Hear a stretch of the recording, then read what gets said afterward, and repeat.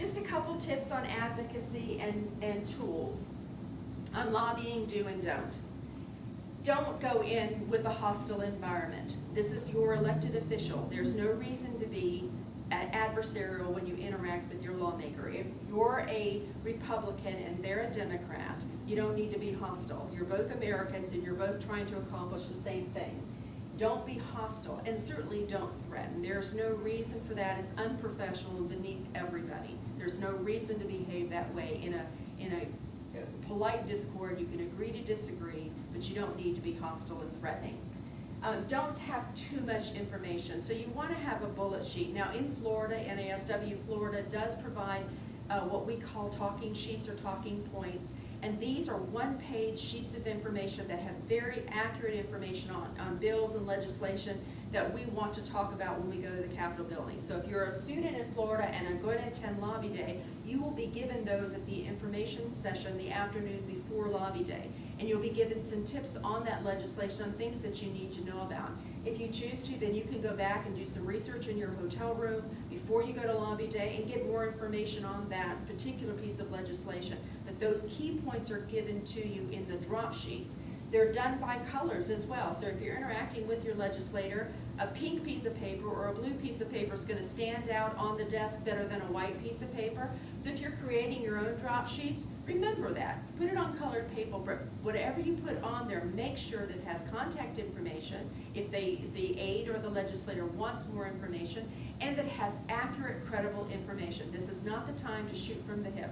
You will discredit yourself for the future if you do that. It's real important to make sure you have good, accurate information. I would want that. If I were a legislator, you would want it, and you wouldn't appreciate someone trying to snow you or influence you with bad information.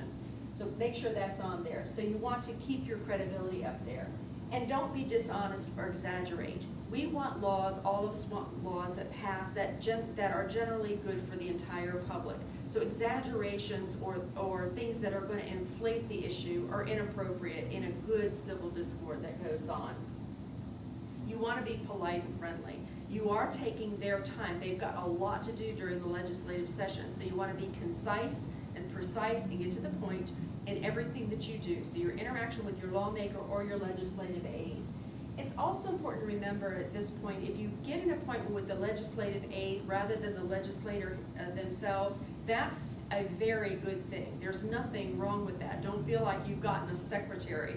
Legislative aides are very influential and very knowledgeable, and the legislators rely heavily on the aides for information, for understanding of issues. So interaction with the legislative aide is very, very important, and to develop a rapport with them and get to know them and then ask how they became an aide and where they came from and what excites them about their job, and get to know them as people. That's a very important thing.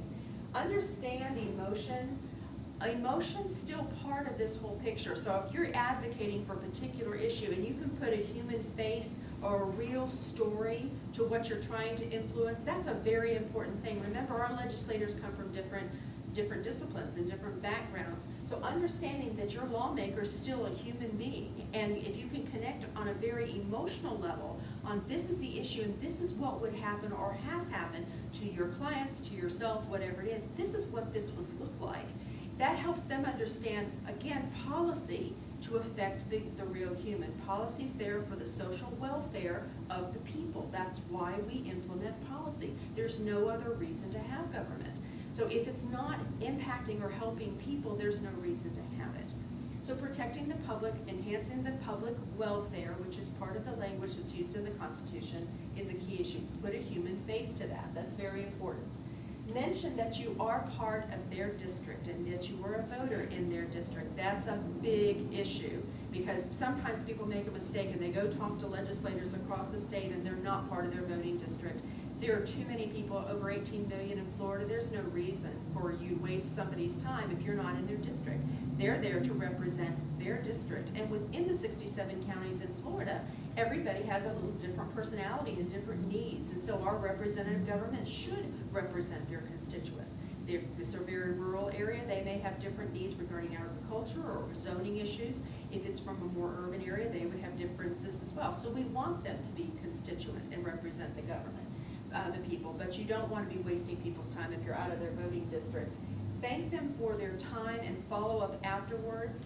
And this is a real big thing. Follow up and thank your legislators for the time that they've taken. They took some time out of the day. We've had legislators who've actually, at their aides, pulled them out of committee meetings to meet with the students when they go there. Now, these are people we've established a long-term relationship with. They know the students. I'm from Florida Gulf Coast University. They know the students from their area. They know they're going to be there. The aides actually pulled them out of committee meetings. You don't get that until you establish a relationship. So you want that relationship, that very real relationship with your lawmaker.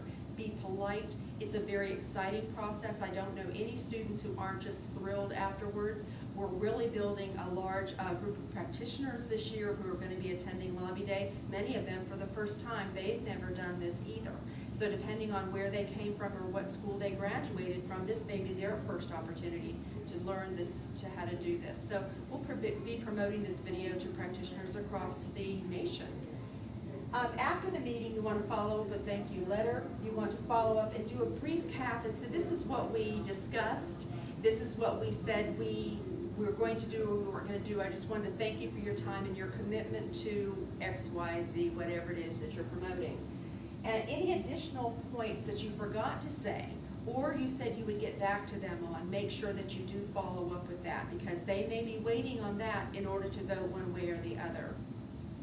And then answer questions that came up and any additional facts or stats that they were looking for. Any information that can help them make a better informed decision is what you're going to want to do. And we've included in here a list of websites for you. I'm going to read them off just in case they're not clear on your screen. The first for Florida is the Florida Legislator web address, and that's www.leg.state.fl.us.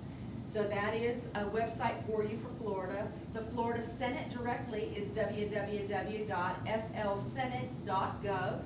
The Florida House of Representatives is www.myfloridahouse.gov.